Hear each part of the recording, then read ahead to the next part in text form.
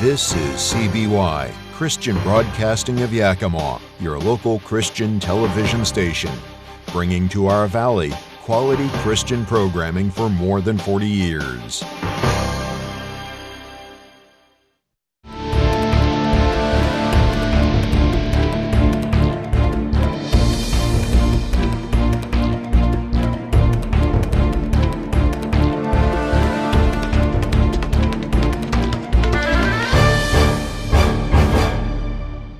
Welcome to A Christian Viewpoint.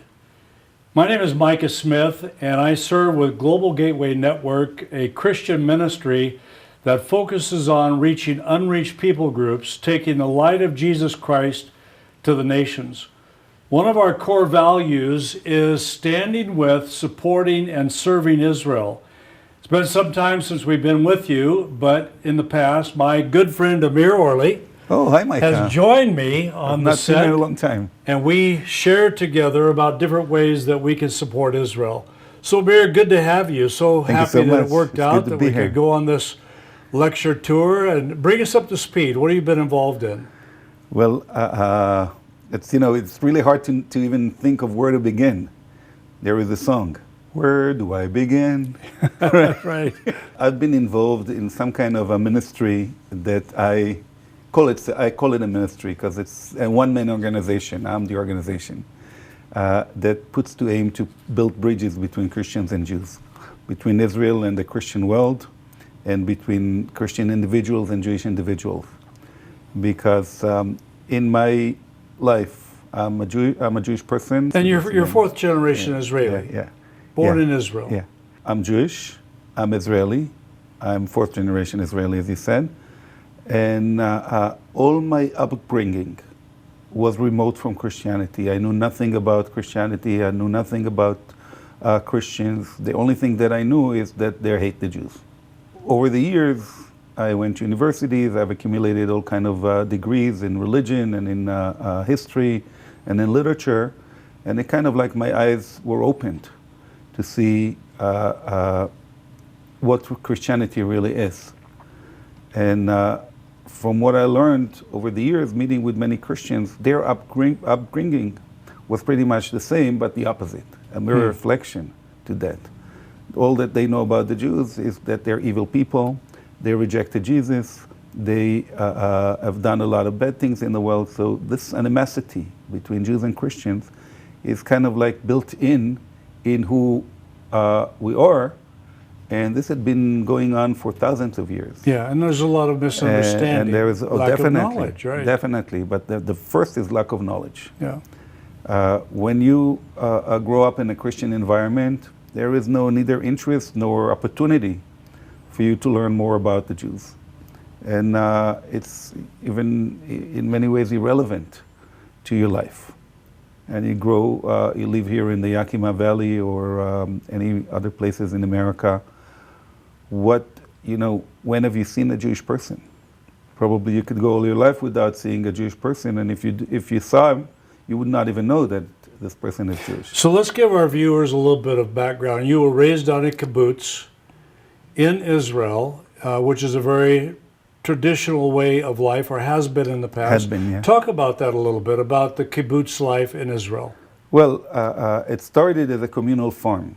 Back at the time when Israel was not yet established, small groups of young pioneers were looking for land that is unreclaimed, kind of like the Wild West back in the history of America. And they formed kind of like, I would say, a family-like community.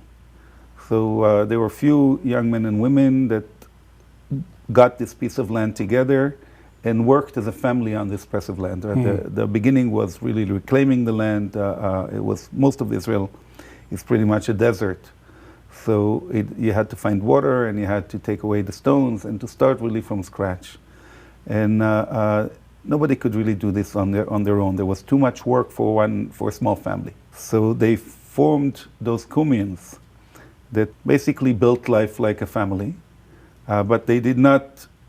They had couples, so people married properly and they had children properly. And it made a lot of sense at the time to raise the children as if they're brothers and sisters of each other. So all the families of all the children that were born at the same year grew up together in a children's community next door to the parents' house. So they did not stay or sleep together with the parents in the same house, but they slept in the next house nearby. So they saw their parents all the time, but they grew up as brothers and sisters of each other. So this is the environment that I was growing up in, except that I came there when I was 10. My mother passed away when I was 8, so I wasn't born in a kibbutz.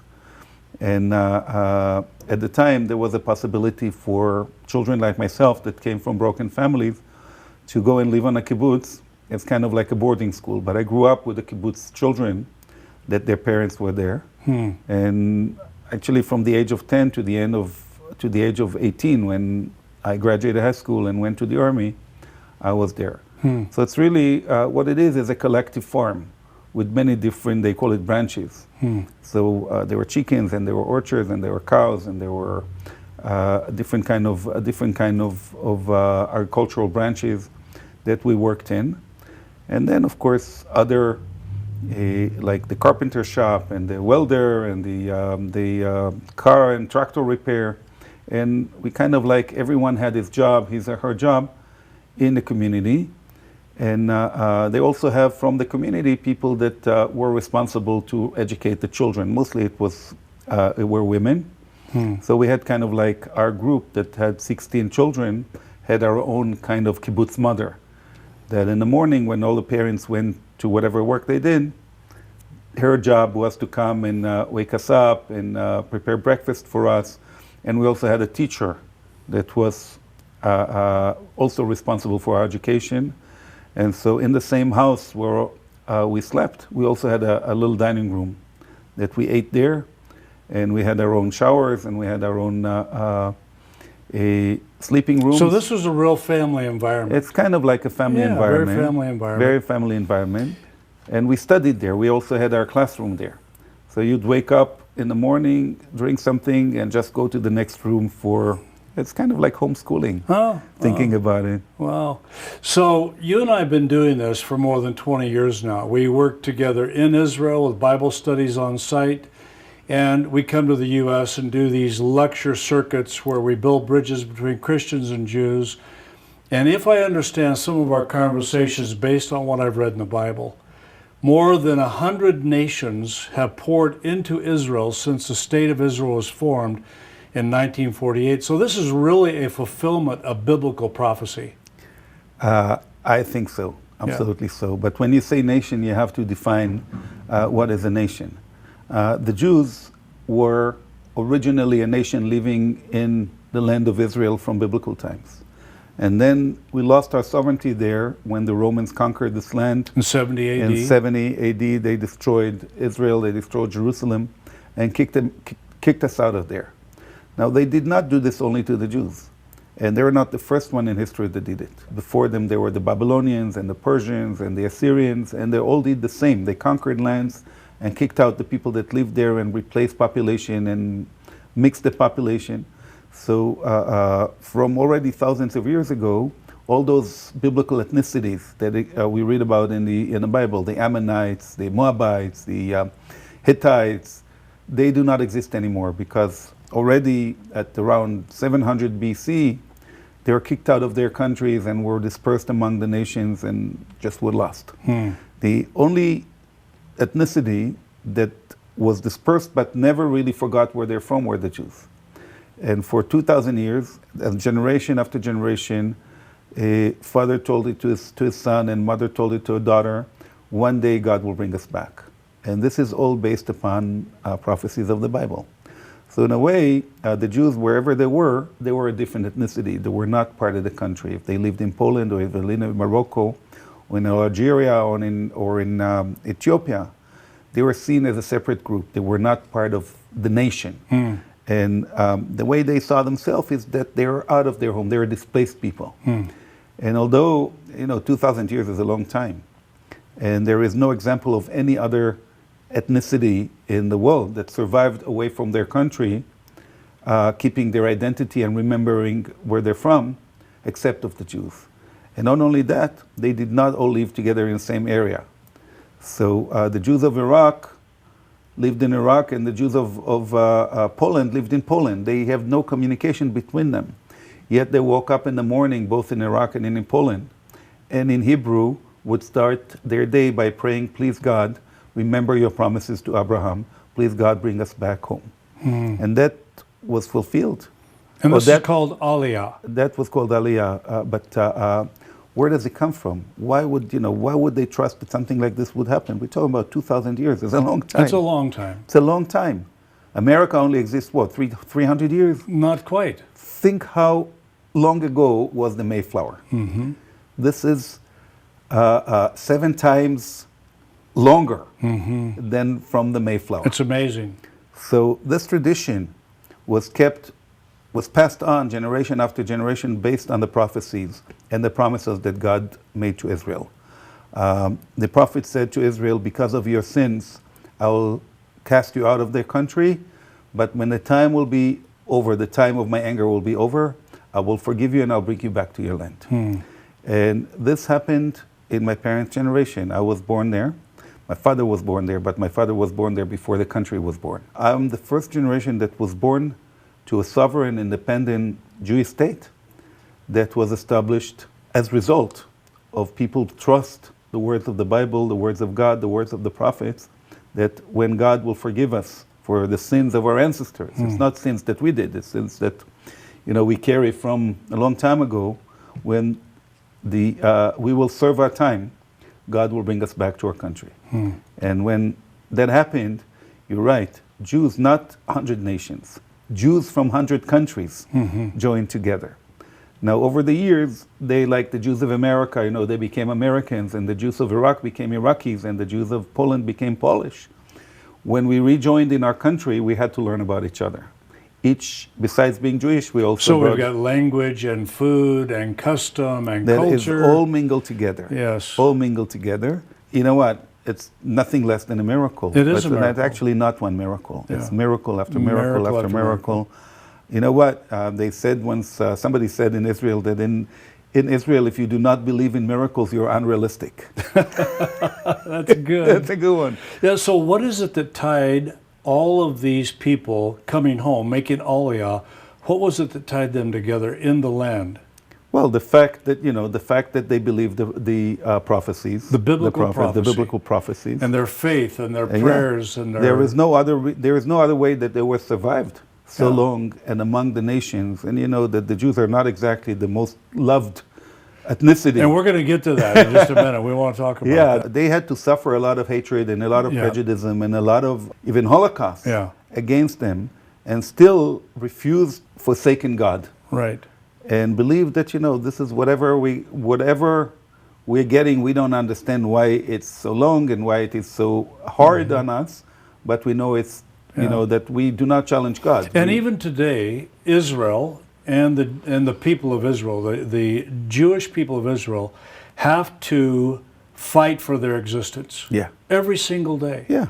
And there's as I see it, there's multi-levels of opposition and hatred and persecution and misunderstanding. And this is the very thing that we want to address, because the Bible is very clear that God said to Abraham in Genesis 12, I will bless those who bless you, and I will curse those who curse you.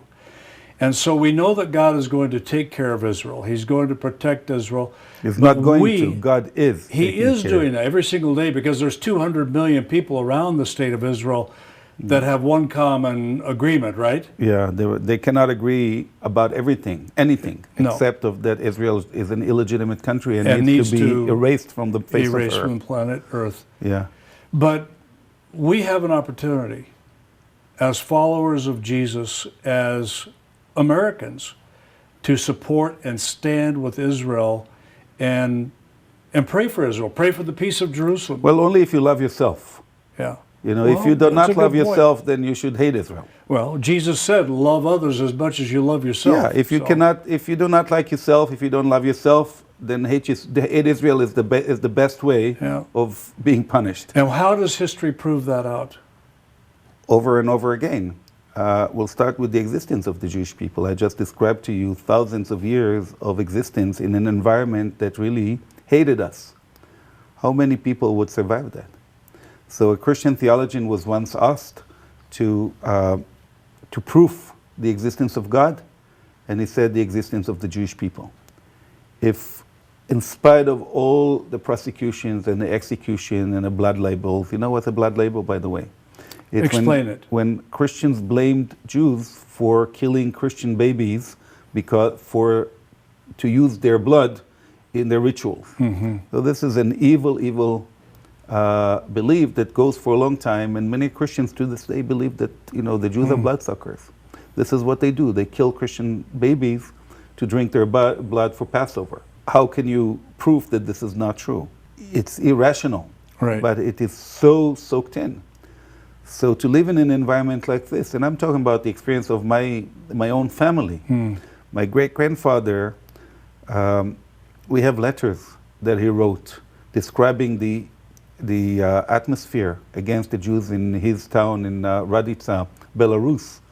Back in the early 1900s, we're not talking hundreds of years ago, when they caught a Jewish person and they accused him for murdering a baby, a Christian baby, in not even 100 years ago. And we have the letters describing what's going on there. It's my family. It's not something that happens in some remote historical connotation. After all this hundreds and thousands of years of persecution, the Jews still exist. How can you explain it? If it's not God that is taking care of the Jews, who does? Mm-hmm.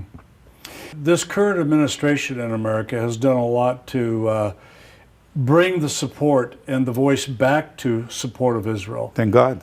How do Israelis generally, I know you can't speak for every Israeli, but in your observation, you are one of the top guides in Israel. You are a biblical scholar.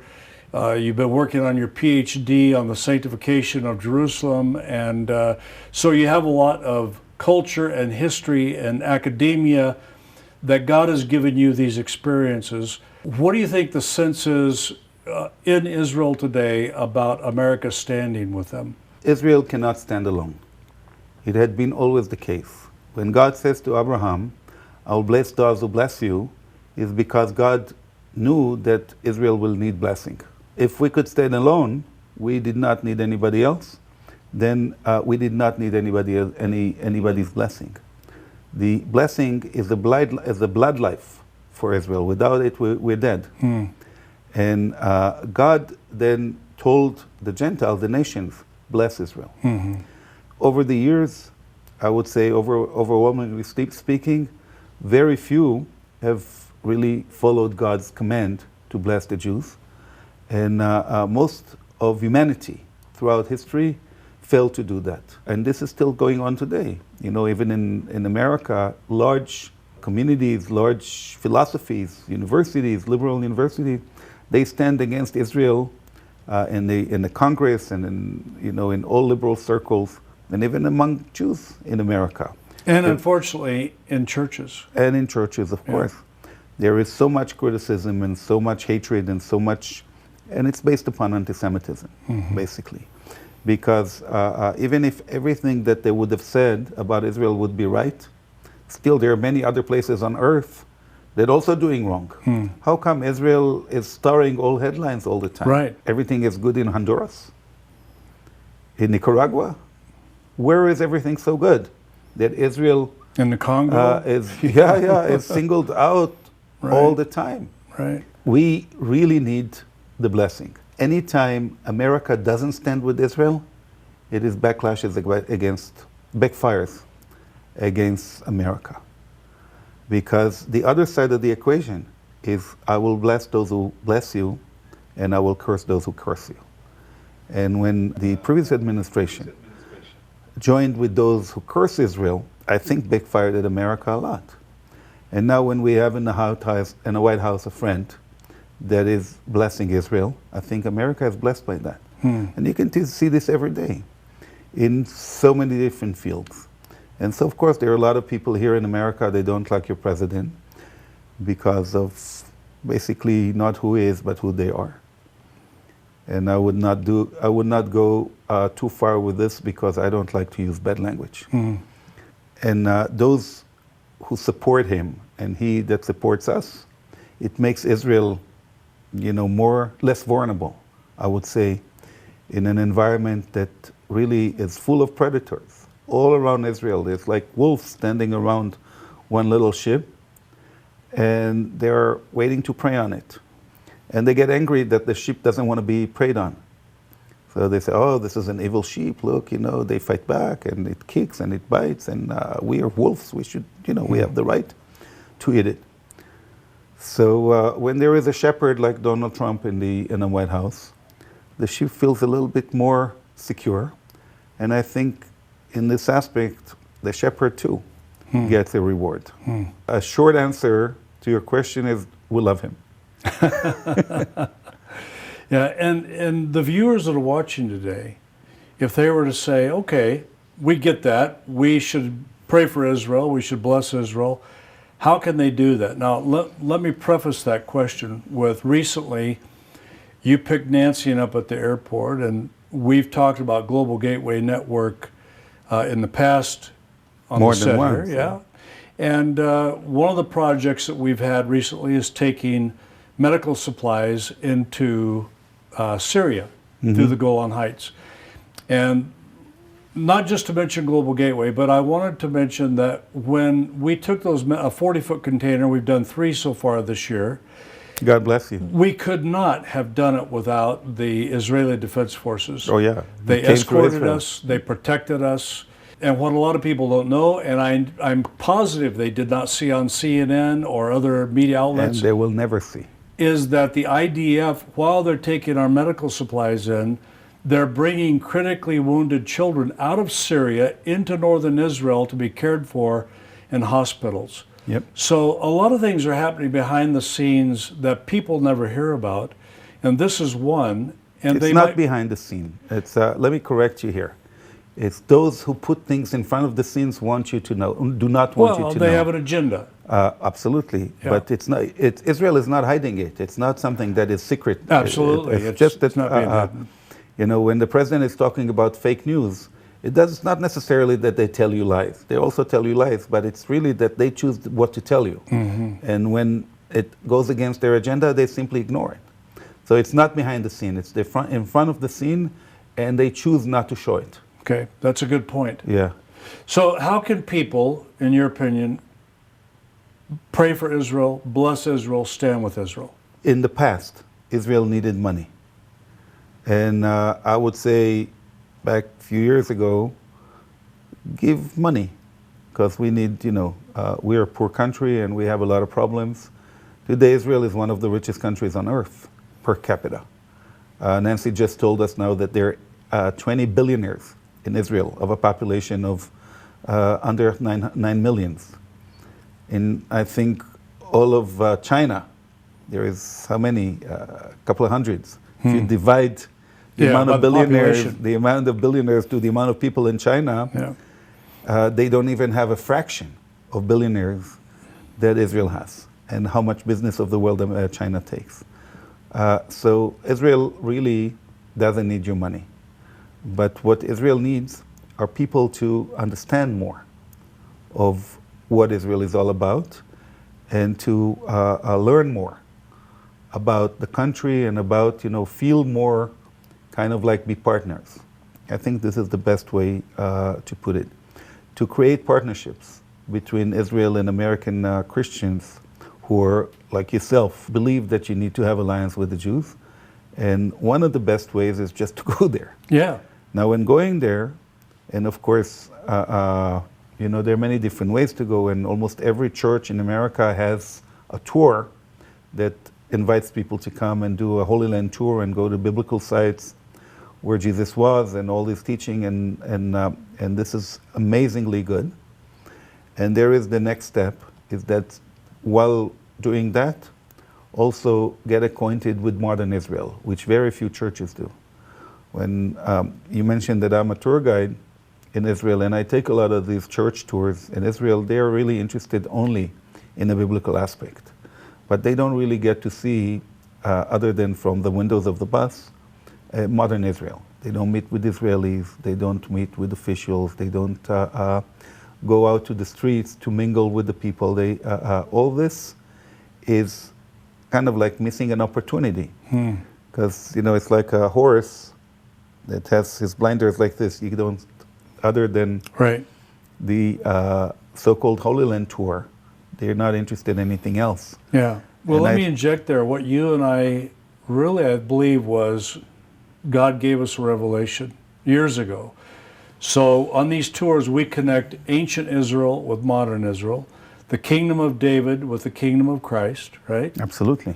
And this gives a full panoramic view, a perspective that, well, you just don't often get where we do these Bible studies on sites. And I just have to say, not just because we're sitting here together, but you are one of the most gifted teachers that I've listened to. And I never tire of listening to you talk about Caesarea Philippi or King Saul or Esther or any of the Peter, any of those biblical characters that are so rich and real. But when you're on the soil, in the land, with the people, it's amazing. Well, anybody that told you that he doesn't like compliments is a liar. So thank you very much for that. I don't like to talk much about myself, but I will say that I did spend dozens of years in university studying Bible, studied the Old and the New Testament, study history. I have a degree in history, I have a degree in literature, I have a couple of degrees in Bible, and I'm working on more. And what is your mother tongue? My mother tongue is the mother tongue of Jesus. I speak Hebrew. It's Hebrew. Yeah. Recently I gave the example of, you can't really understand any text fully if you don't know the environment in which it was developed. And I gave the example of Huckleberry Finn. I read Huckleberry Finn as a kid in Israel, in Hebrew. Mark Twain's Huckleberry Finn. Yeah, in Israel in Hebrew. I did not know where the Mississippi River was. Or how big, or how wide. Or I didn't know anything. And I did not know about the American Civil War, and I did not know about, the racial issue at the time. All these things were remote from me. So, I understood the words, but did I get a full understanding of, of the story, to the depth of the story? Definitely not, because I read it in a translation. And a translation always is not accurate. Yeah. And I read it geographically remote from where it was and historically remote from where it was. So anybody that reads the Bible away from where it was produced and away from the language in translation and away from the language that it was written and away from detached from the history or detached from the historical environment that it describes, get a fraction of the depth of the text that could be known or could be understood to somebody who has a better background. So me, as an Israeli that speaks the language that the Bible was written in, the Old Testament, the Hebrew, and speak the language that Jesus and the disciples spoke, know the geography, and understands, has a deep understanding of the nature of text because of my literature background. All this comes together. Okay. So you stand in a place, you mention Caesarea Philippi or Jerusalem or any other place, and the Bible comes alive. It comes alive from many different angles, and you've seen this many times. When people stand there, they're like, wow, now I get it. Well, we could do multiple tapings on this subject, Amir, but we've run out of time. Thank you for coming to Christian Viewpoint. Maybe you do want to mention that we have a tour coming up. And folks, if you're interested in our next tour, we will have information for you here right at Yakima Christian Broadcasting. Thank you for viewing A Christian Viewpoint. Thank you very much.